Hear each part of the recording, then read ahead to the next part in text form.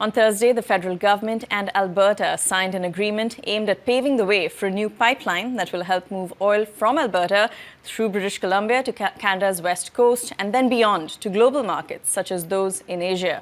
Now, this deal could fulfill a long-time wish for the Alberta government, but it appears to contradict existing environmental policies, and it's raised concerns for Indigenous communities living near the coast. Joining us now is Warren Mabee, Queen's University professor and director of the Queen's Institute for Energy and Environmental Policy. Professor, welcome.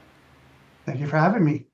Now, this MOU signed by Danielle Smith and the Prime Minister, it seems to have taken their neighbouring province of British Columbia by surprise. What was your reaction when we got the details of this deal a few days ago? So I wasn't surprised that an MOU has been signed. There's been strong indications that the Prime Minister, the federal government's been working very closely with Alberta. I was a little bit surprised that BC had not been brought into the loop a little bit more closely. This is going to be a project, should it be built, to its completion, that will have a big impact on BC. It impacts many First Nations along the route. It seems like there's a lot of conversations that need to happen, and I'm not surprised that BC is a little taken aback at this announcement. How are you viewing the main hurdles that we'll have to navigate for this pipeline to actually go through? Because like you said, there seem to be many. Yeah, I mean, the first thing that needs to happen is a proponent needs to come forward. There needs to be a company or a consortia that is willing to build a pipeline. In today's day and age, the ideal situation would be to bring an Indigenous consortia forward, because I really, I'm concerned about how Indigenous peoples and nations along the route are going to view this project. I think that for this to work, it really needs to be a partnership, and it needs to be a partnership that Indigenous peoples are enthusiastic and fully invested in. And then I think that there are many, many environmental hurdles. This is not an easy build. We've just gone through a decade of building the Trans Mountain pipeline and, seeing some of the physical challenges in doing so, some of the pushback that we see from different environmental groups and from different organizations. So there's a lot of hurdles to overcome. I will ask you about the environmental policies, that might need to be relaxed or rolled back for this to go ahead. But you spoke about the private investment aspect of it. We do need a company to come forward. Indigenous co-ownership seems to be part of the agreement. Do you have a sense of what that could look like in the context of a pipeline project specifically? So there's a few different kind of forms that it could take. As I say, I think that the very best form would be that nations that are actually involved in the project, that occupy those hereditary territories, would actually be partners in building the project out. And we know that, although there have been discussions, I don't think there's any formal partnership yet. There could be something that is more like an investment scheme or an investment vehicle where different First Nations across Canada could become involved. And I think that's closer to what's actually being discussed, where different Indigenous groups could become partners in the project and see the project built out. I do think that, we have a duty to consult. We have a duty to work with First Nations along the route, and it's going to be critical that we bring those groups into the discussion.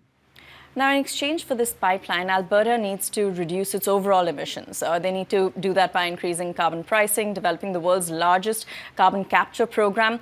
How significant is this part of the agreement? So this is significant, and it could spur quite a lot of new development and new investment. Carbon capture is one of those technologies that has a lot of promise, but we haven't seen it built out to really take advantage of that promise. We do have a lot of projects underway in Canada, but they're all relatively small. We're going to really need to see a scale up, and we're going to need to see a lot of money put into these projects. That does seem to be a big part of the bargain that is being driven here. We're going to need to see more investment in other clean energy. And one of the things that did come up in this MOU is the idea of nuclear energy and bringing non-emitting sources into the mix. So there are things that I think could be really, really positive. And I do hope that if we move ahead with this, that we see some of those investments made and some of the payback. For those of us who don't spend as much time thinking about energy infrastructure and things like that, what is the sort of timeline that we can expect for something like this? Given the fact that the Prime Minister does seem to be intent on fast-tracking some of these major projects, he's said that his goal is to make Canada an energy superpower. So how big of a shift would this pipeline alone be for our energy sector, and how soon could we see the benefits from them? So this would be a major addition to our pipeline capacity, and it would really add to our ability to be able to ship oil offshore, to take it to customers other than the US. And of course, that's a big part of why it would be built. As for timelines, it's so hard to say. Trans Mountain did take about a decade to go from project proposal to pipes in the ground and the ability to move oil. I do think that we have to anticipate that it's going to be, multiple years and probably close to a decade before we would see anything. And that does rely on us having a proponent come forward who's willing to build it. What is the incentive generally for a private investment in a project like this? Is it something that is attractive? Would it be attractive given the current market scenario? It could be attractive for sure. The incentive is that whoever owns the pipeline ultimately gets to charge the toll rates, to move the oil through. And over time, that can be many multiples of what you spend on the project. So the return on investment can be very, very good, but it is a very long-term play, so money has to be spent up front, and that money may not be recouped for years and years. And that is one of the things that is a challenge. You need a proponent that has deep pockets and has the ability to invest in what will be a multi-year sort of a process. We've already seen some political backlash. Are you at all concerned, about this government's policies when it comes to the environment, when it comes to energy projects, and how politically viable do you think they are over the long term? We're talking about a decade for a project like this to actually go ahead.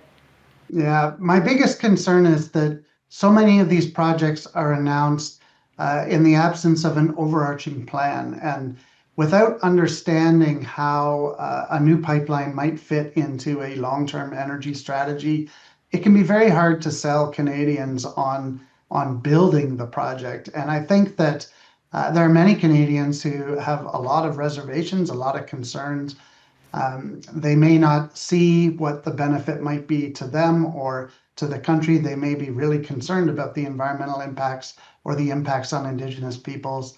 I think that we need a more cohesive plan. And I think if the Premier of Alberta or the Prime Minister wants to sell these projects, they really need to sell us on a complete plan, not project by project.